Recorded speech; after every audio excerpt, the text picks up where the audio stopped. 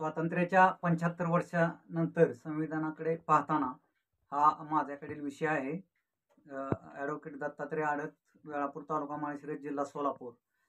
तर जागर संविधानाचा यामध्ये भारताचे संविधान आणि उद्देशिका पाहता भारतीय राज्यघटनेची संविधानाची जी उद्देशिका आहे, सार्वभौम समाजवादी धर्मनिरपेक्ष लोकशाही गणराज्य घडवण्याचा व त्याच्या सर्व नागरिकास सामाजिक, आर्थिक व राजनैतिक न्याय, विचार, अभिव्यक्ती स्वातंत्र्य, विश्वास, श्रद्धा, उपासना यांचे स्वातंत्र्य, दर्जाची व संधीची समानता निश्चितपणे प्राप्त करून देण्याचा आणि त्या सर्वांमध्ये व्यक्तीची प्रतिष्ठा व राष्ट्राची एकता आणि एकात्मता यांचे बंधुता प्रतिवर्धित करण्याचा स्वातंत्र्यपूर्वक निर्धार करून आपल्या संविधान सभेत 26 नोव्हेंबर 1949 रोजी संविधान हे अंगीकृत अधिनियमित करून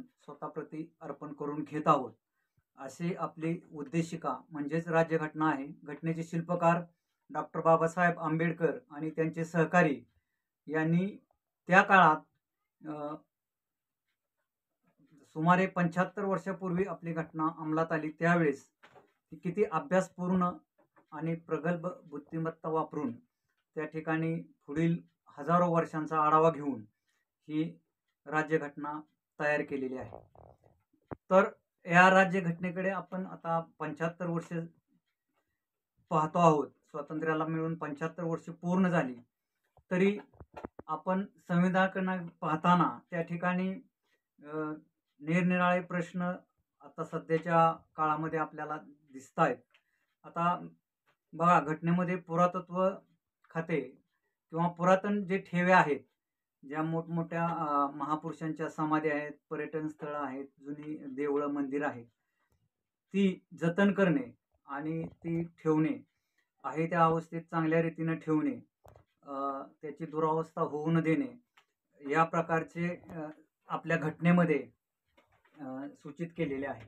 परंतु आज त्या ठिकाणी पाहिलं तर त्या ठिकाणी अशा प्रकारे त्यांचं संरक्षण किंवा जतन करण्याची मोठी जबाबदारी पुरातत्व खात्यावर आहे. परंतु या खात्यामार्फत त्या ठिकाणी नेमलेले अधिकारी आहेत, पदाधिकारी आहेत, परंतु हे सर्वजण त्या ठिकाणी त्यांचा जो कार्याचा पद्धती किंवा आपला अधिकार वापरताना दिसतात का, किंवा त्या पुरातत्व ठेवे जे आहेत हे घटनेने जतन करून ठेवण्याचे सांगितले असले तरी त्या ठिकाणी ते जतन करून ठेवताना किंवा ठेवले जात नसल्याचे त्या ठिकाणी दिसून येतं.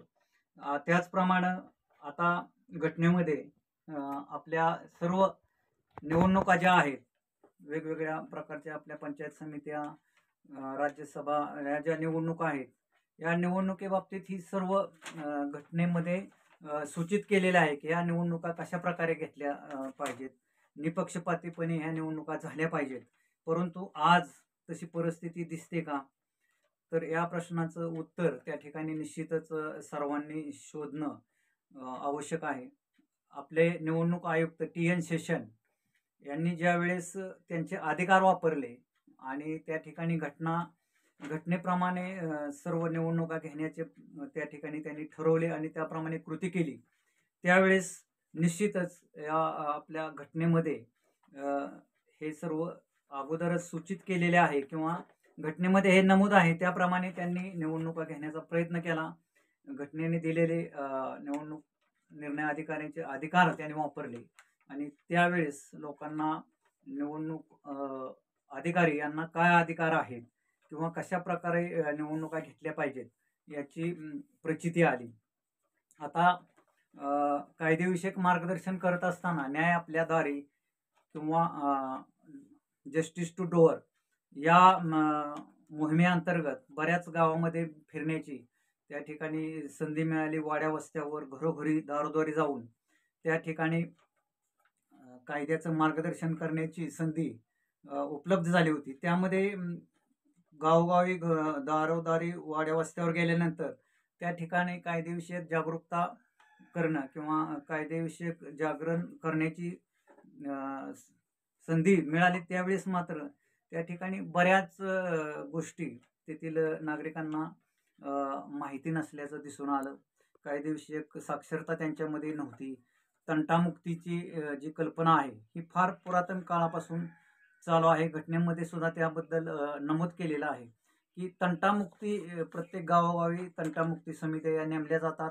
त्यानुसार त्या ठिकाणी गावातील तंटे हे गावामध्ये मिटवले जातात आणि त्या ठिकाणचे जे अध्यक्ष आणि तंटामुक्तीच्या समितीवर जे पदाधिकारी आहेत त्यांनी त्या ठिकाणी प्रत्येक जे काही छोटे मोठे वाद असतील, शेतीचे वाद असतील किंवा काही पिटी ऑफेन्सेस आपण ज्याला म्हणतो, ते क्रिमिनलचे काही फौजदारी गुन्हे आहेत ज्यामध्ये शिक्षा ही कमी आहे किंवा असे जे गुन्हे आहेत हे गुन्हे मिटवण्याचे अधिकार या तंटामुक्ती समितीकडे दिलेले आहेत. परंतु बऱ्याच गावामध्ये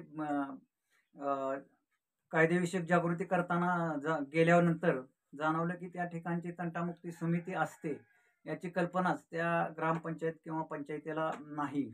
तर काही गावामध्ये अतिशय चांगल्या प्रकारानं या तंटामुक्ती समितीचं काम चाललेलं दिसून आलं. अगदी गावामधील बांधाचे वाद, पाणीपाटाचे जे वाद आहेत ते सर्व हे वाद चांगल्या प्रकारानं मिटवले गेल्याचं आणि त्याचं रेकॉर्डही चांगल्या प्रमाणे ठेवलेलं दिसून आलं. त्या ठिकाणी गावातील तंटे हे गावातच मिटल्यामुळं नागरिकांमधील जे संबंध आहेत ते सलोख्याचे राहतात आणि चांगले संबंध राहिल्यामुळं त्या ठिकाणी गावातील तणाव दूर होऊन कायदा व सुव्यवस्था निश्चित राखली जाते आणि त्याचा फायदा हा त्या गावातील नागरिकांना मिळतो आणि त्या ठिकाणी तंटामुक्ती गाव म्हणून शासनामार्फत जे पुरस्कार आहेत तो निधीही त्या ठिकाणी त्या गावाला उपलब्ध झाल्यामुळं त्या ठिकाणी निश्चितच त्याचा फायदा त्या गावाला मिळतो.